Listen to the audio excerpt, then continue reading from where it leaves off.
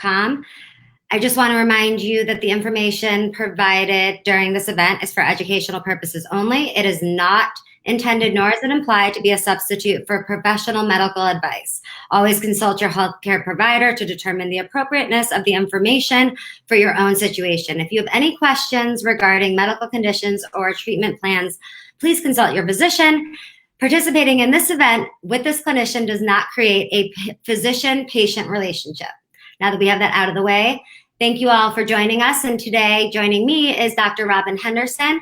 She serves as the Chief Executive for Behavioral Health for Providence, Oregon. She also serves as Senior Clinical Advisor for Wellbeing Trust, whose mission is to improve the mental, social, and spiritual health of the nation.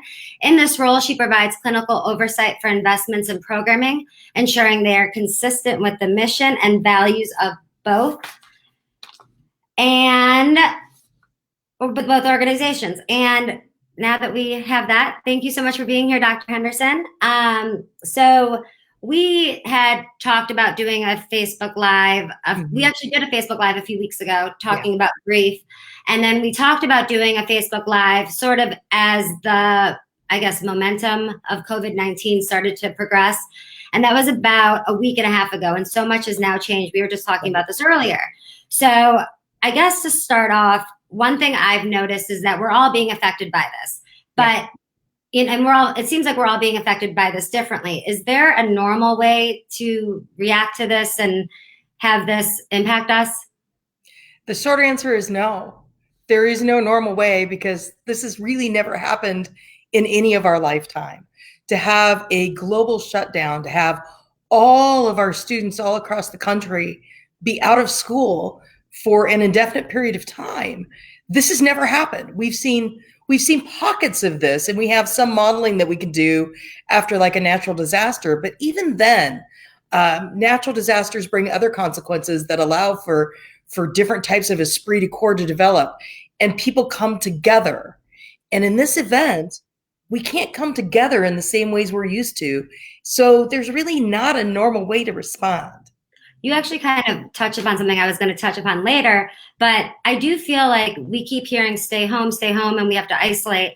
And that is something that, to your point, is so different, I think, for human nature. You know, after 9/11, for instance, people were coming together, and, you know, after the fires, you know, in California, for instance, people gathered together. And here I feel like there's sort of this overwhelming sense of hopelessness or helplessness, being told to just sit on your couch. Was there anything that we can do to sort of, I mean, in reality, it sounds like sitting on the couch is actually being part of the equation to making things better. But is there anything that we can do to sort of help change our mindset a little bit? Because I think we as humans want to be more proactive. Right. Well, the biggest thing that we can do is set a routine and set a schedule, especially if you have children. Setting a routine and a schedule and giving some level of predictability and control is something that's going to help us start to feel more normal in a space that's completely not. Many of us are working from home. Some people for the first time. I've worked from home before. My husband happens to work from home every day. So we've completely invaded his office space. We've had to like set some boundaries around that and things like that. But having a schedule where you're going to work from home, you've got your setup, you've got your computer, make sure you take breaks, make sure you take bio breaks, make sure you go and take that 15-minute coffee break. Or, you know, actually, it's a really good idea to get up and walk around at least once every hour. Do things to break up your day a little bit. If you can, go outside and take a walk. It's not quite a great day out here. It's raining right now, but there are some people carrying, umbrellas, and they're walking with their dog and things like that. But scheduling time for exercise, scheduling time to eat, making sure that you're eating healthy meals. These are the things that we can do to help the new normal. So sort of on those lines, you know, I think because this is such a scary time, and, you know, we are dealing with so much anxiety and we're dealing with so much uncertainty, at what point does it become maybe problematic for us when we aren't able to schedule these things, or we aren't able to, like, is there room for like a wiggle room, I guess, where it's like, okay, if you can't get up and motivate yourself for 2 days in a row, it's okay based on things that are going on? Or is it that, you know, you should, it's not, it could be problematic if you can't, Mhm. get yourself motivated every day. Like, at what point is it that we should be concerned? Because this is such a new normal. And I don't think that any of us really, a lot of us, I guess, adapt to change that easily. No, and that's a really great point, because this is very scary for people. And if you find that you're getting overwhelmed and you can't get out of bed and you can't get up in the morning, especially if you have responsibilities like a job and family and children, that's a great signal that you need to reach out to your healthcare professional. At Providence, all of our clinics here in Oregon have behavioral health providers, psychologists who are attached to their clinics. And about a week and a half ago, we sent them home and said, you need to do your work from home. So they're still scheduling appointments, and they're doing them via telemedicine. And much of what we're doing right now in all of our outpatient clinics is through telemedicine. So therapists are out there and they're waiting to talk to you, but not everybody necessarily needs to talk to a therapist. They may want to go to church, and church right now is closed for them. But there are so many online church availability right now. You could probably find, a church service 24 hours a day. I do know that for many of us, people who are in recovery, they are used to going to AA and NA meetings, right? Right. Well, a lot of that community has also moved online. So you can find probably 24 hours a day, I think at this point, an AA or an NA meeting online. But we've got to do things to connect, because we're social beings. Many of us may think that we like this, and this is great to get, a week to watch Netflix and catch up on my favorite TV shows. But I'm also kind of going nuts here. It's a little bit crazy, and I need to feel connected to other people. So how do we set intentional times to connect with people? If you have a group of friends you hang out with, then hang out with them online. Get together and have a virtual happy hour over FaceTime. Have a tea party and drink tea. Have a cooking class with each other, but connect. That's actually, I saw a friend from high school, her daughter's birthday was yesterday, and they did a virtual or an online birthday party for her, which I thought was really sweet. And, when you're a little girl, your birthday means a lot. So it's nice that you can sort of have some semblance of normal. But, I do think too, in all of this, at least I know for myself, there's been definite waves. There's been panic, there's been confusion, there's been sadness, there's fear, there's worry about family members and whatnot. So this is not really, I feel like, a very linear experience. I would imagine for any of us. What are some ways emotionally that we can help sort of regulate maybe what are some ways we can help, or some tools that we can regulate our emotions throughout this whole process? Because I feel like that's important. It is important. And it goes back to the idea of, what are the things we can control and what are the things that we can't control? COVID-19 is a very random virus. It's attacking the old, it's attacking the young, it's attacking a number of different individuals. And none of us know one day to another when ourselves or someone we know is going to get sick. And we don't know how sick someone is going to be. Right. We know there are some indications that people who have immune suppressed systems or lung issues or things like that are going to be affected differently than people who are perfectly healthy. Right. But we've also seen perfectly healthy people end up in an ICU on event. Right. So that type of randomness is very scary, which means the things we can control that will help us self-regulate are wash your hands. When you go outside the house, wash your hands. When you come back in from being outside, wash your hands. The things that we can control. I, for instance, have to go periodically into the hospital. I make very sure that when I come home, I stay at least 6 feet away from people. I take off the clothes that I'm wearing, put them into the laundry, and I go take a quick shower. And that's what helps me feel better about them being able to interact with my family and to reduce exposure. That's actually a really good point. And I feel like that's really, it may seem like such a small thing, but the way in which we can kind of control things that we're on a smaller level when we're unable to control things on a bigger level, that does make a lot of sense. What about how should parents be dealing with this in terms of their children? Because this is obviously something we've never seen before. And so I'm sure that there's a lot of emotion and a lot of questions and a lot of things going on. All children, whether they're young or they're teenagers, are going to struggle with understanding, why can't I just go see this one friend? or Why go to can't I just go hang out with this small group of friends? It doesn't make sense to me. And there's a variety of different levels of control that we have over that. With very young children, we can control that and we could go, oh, look, this is fun. Here's FaceTime. We're going to do a virtual play date. Isn't this great? And that's going to become some of the pieces of the new normal. But as children get older into that preteen phase, they're going to start to balk back at you and go, you're overreacting, mom. You're overreacting, dad. You should let me do this. And it's harder for them to understand.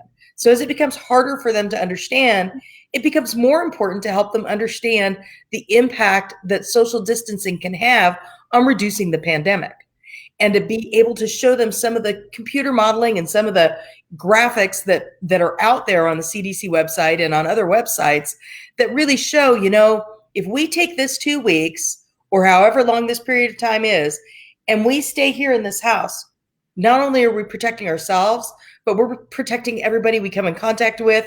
And if everybody does that together, we could flatten the curve and we may make a different impact in this. And those types of things are important for the preteens and teenagers to understand.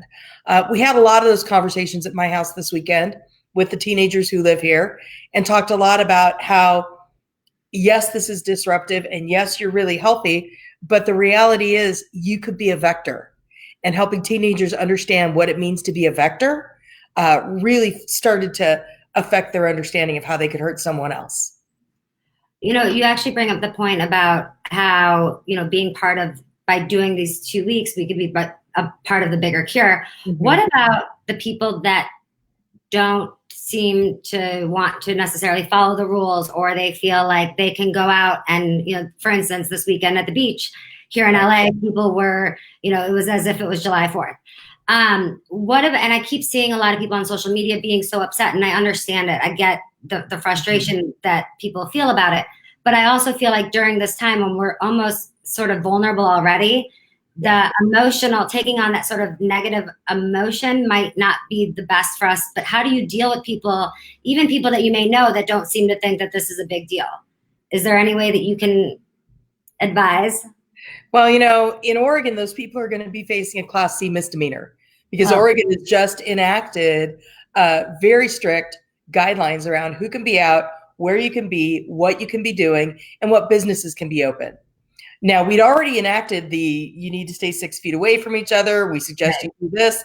And I was out in downtown Portland today. I had to go to a hospital, and there was a nail salon open. And I'm thinking to myself, a nail salon? No, that's kind of interesting. And then a friend called me up and said, how come my tanning booth is open? This doesn't make any sense to me. And these things I appreciate that these are small businesses that are struggling to survive. And when everything is over at the end of the day, we're all going to need to get our hair done. We're all going to need a pedicure, and that's it. Right. And the best way that we can support each other and get through this is to make the hard choices now. Now, things like supporting restaurants and stuff like that, those are ways that we can really, help support and continue the economy and continue to support our neighbors and our communities. And that's really great. But that doesn't mean you need to all sit down together outside and eat your meal together. True. We'll grab and go for a reason. No, that's a really good point too. And I think that, we were actually talking before, it is such a new normal, not getting your hair done, your nails done. And these are a lot of things that I feel like for some people, that is their way to relax, is to go get a manicure or pedicure. And so I do think that in this new normal, we're also having to find new ways to take on self-care and take on, ways that make us actually feel good. Right.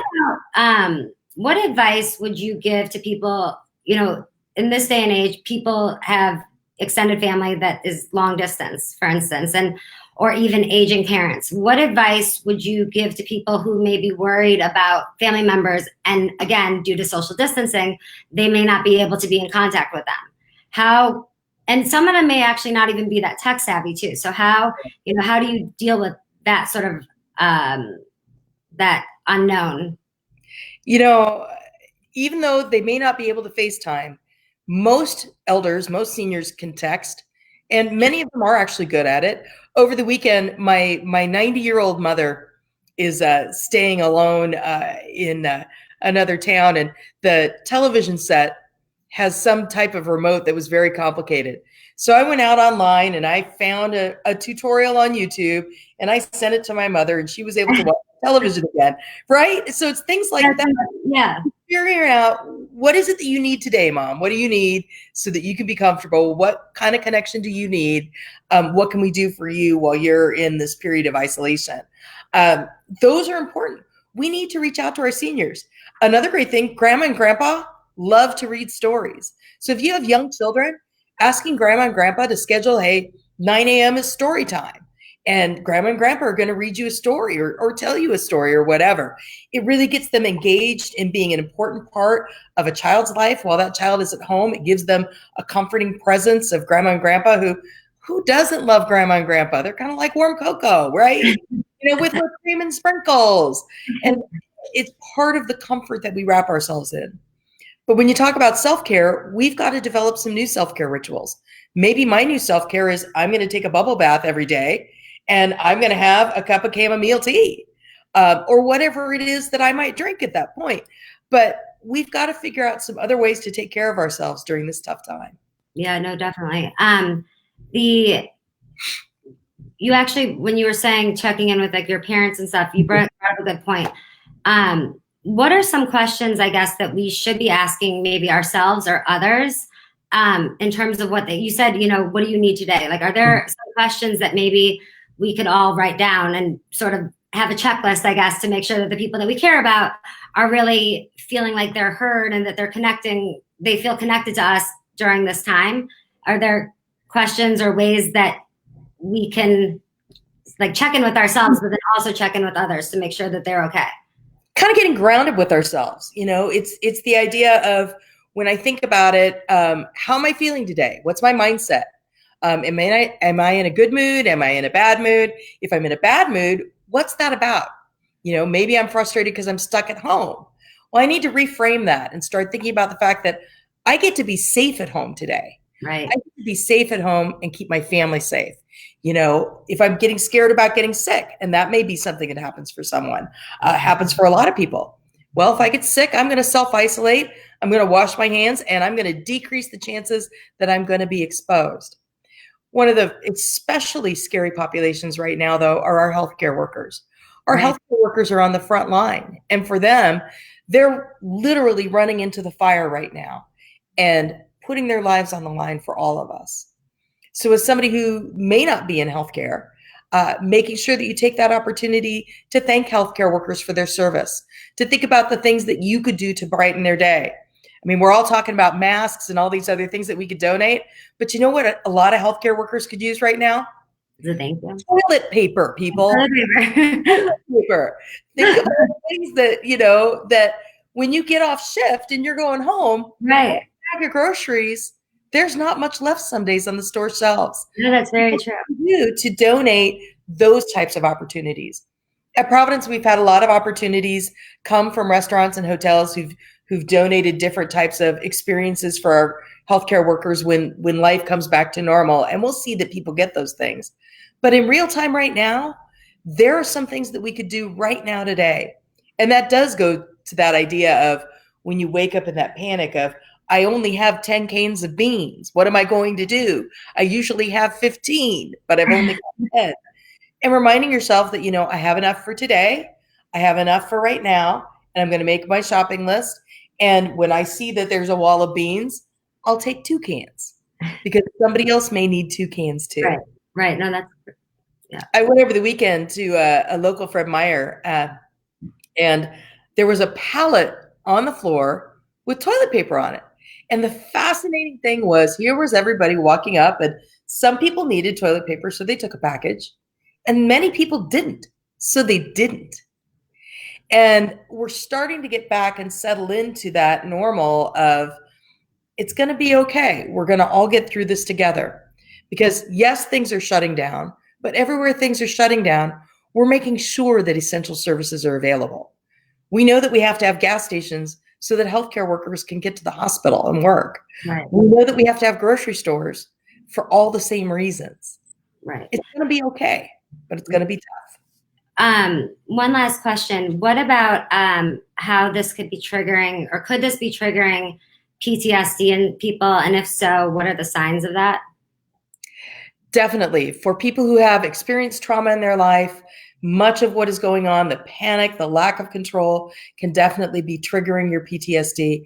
And that is perfectly normal. And that is a great time to reach out to your healthcare professional, to a therapist. There's a lot of therapists out there right now who are doing televisits, and now's a great time to work on yourself. I mean, think about it. You've been putting off getting therapy for a while. Now's a great time to do it. And you can do it from the privacy of your own home. You can help support your community. You can work on your issues, and you can take care of yourself. Oh, I love that. Really quickly, the you had mentioned before a new website or a website. Yes. Sorry. Yes, no. So for parents and teachers, we just launched a new website today called Work to Be Well. You can find it at work2bewell.org.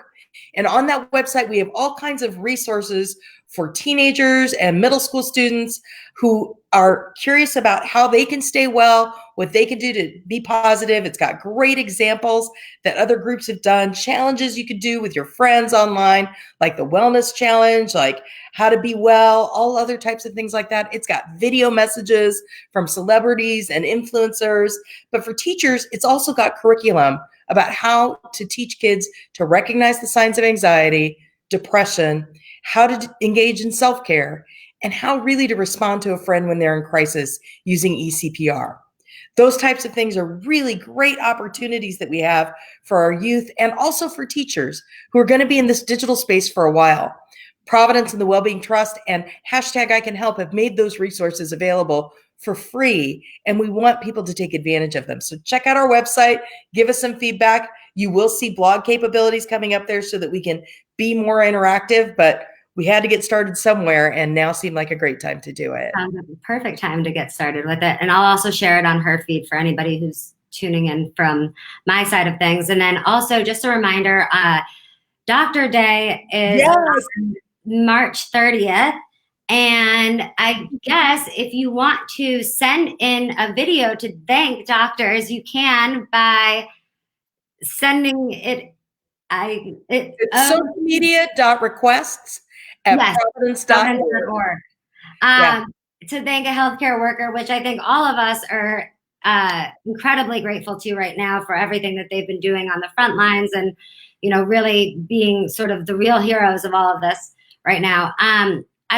I think our time is this is crazy. I didn't realize it had already been 20 minutes, but our time is now up. So I just want to thank Dr. Henderson for being here. Thank you so much. I know I gained so much from this. Everything all the advice that you gave, and, it is such a crazy time that we're going through. And I do think that, as I'm sure you agree, mental health is incredibly important. And so I feel like the information you gave us all is just incredibly valuable. So thank you so much. Thank you, Brett. And thank you for your feed. And to everyone for listening and watching. If you are looking for help with processing anxiety or other medical advice, please visit providence.org. You can also follow Dr. Henderson at Doc Rob Henderson on Instagram, and you can follow the Her Feed at the Her Feed on Instagram. And also make sure that you follow Providence, if you don't, at PSJH on Twitter and Instagram. And you can find their page at Providence St. Joseph Health on Facebook to learn more about Providence St. Joseph Health's mission, programs, and services. Visit future.psjhealth.org. Thank you, everyone, for tuning in, and we'll see you next time. Bye. Bye. Stay safe, please.